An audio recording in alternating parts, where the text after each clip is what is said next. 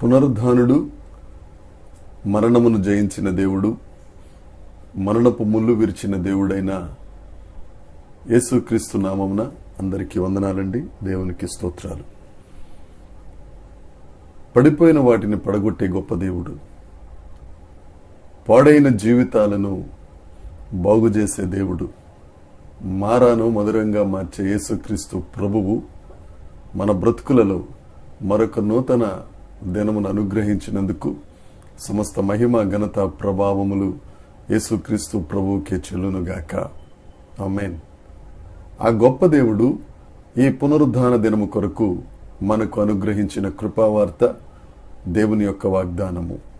మీకా గ్రంథము 7వ అధ్యాయము 11వ వచనము.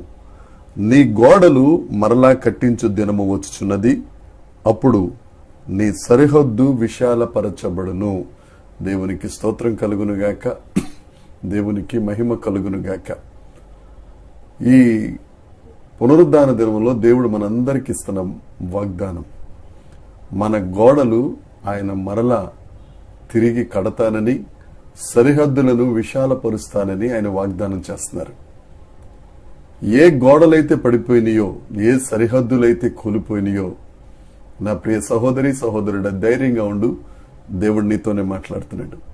ఏ ప్రేమ గోడ పడిపోయిందో, ఏ పరిశుద్ధత అనే గోడ పడిపోయిందో, ఏ దౌర్భాగ్యం అనే సరిహద్దు కుచించుకుపోయిందో, దేవుడు నీతో మాట్లాడుతున్నాడు. ఆ గోడలు నేను కడతాను. మీకా ప్రవక్త రాసిన ప్రవచన వాక్యది. మీకా అనగా ఈ దేవుడు వంటి వాడు ఎవడున్నాడు? అంత గొప్ప ప్రవక్త దేవుని పక్షాన నిలబడి నీతో నాతో ఇస్తున్న ప్రవచన వాక్కు, నీ గోడలను మరలా నేను తిరిగి కట్టిస్తానని, నీ సరిహద్దులు విశాలపరుస్తానని. మీకా గ్రంథం అంతా ఉన్న సారాంశం ఏంటంటే, మీరు దేవునికి లోబడి ఉన్న ఎడల, దేవుణ్ణి ప్రేమించిన ఎడల, దేవుని యందు భయభక్తులు కలిగి ఉన్న ఎడల ఆయన మిమ్మలను ఆశీర్వదిస్తారని ఆ మీకా గ్రంథంలో సారాంశం.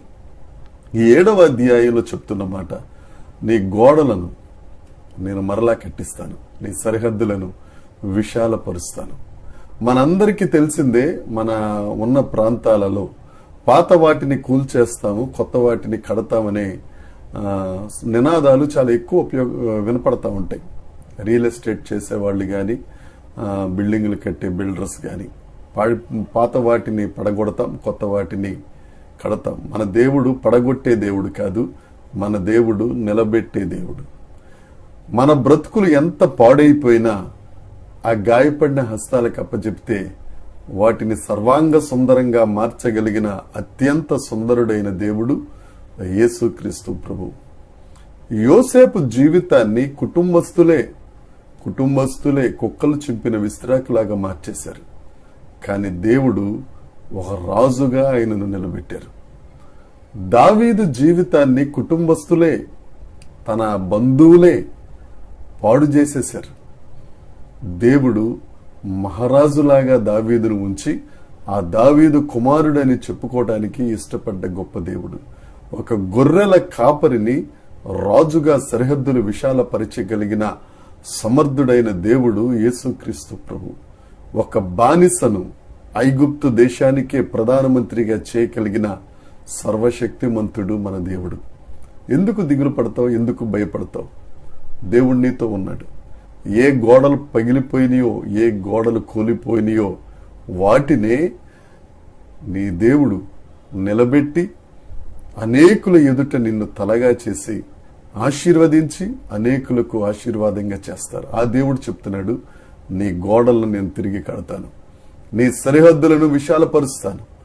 నీవు నా ముందు నువ్వు మోకరించి ప్రార్థించినట్లయితే, నా మీద ఆధారపడినట్లయితే నిన్ను బాగు చేసే దేవుడను నేనే. ఆ దేవుని వాగ్దానాన్ని స్వతంత్రించుకుందాం. ఆ దేవుని ఎదుట సాగిలపడదాం. ఈ వాగ్దానం నీ కోసమే. ఈ పునరుద్ధాన దినములో దేవుడు నీతోనే మాట్లాడుతున్నాడు.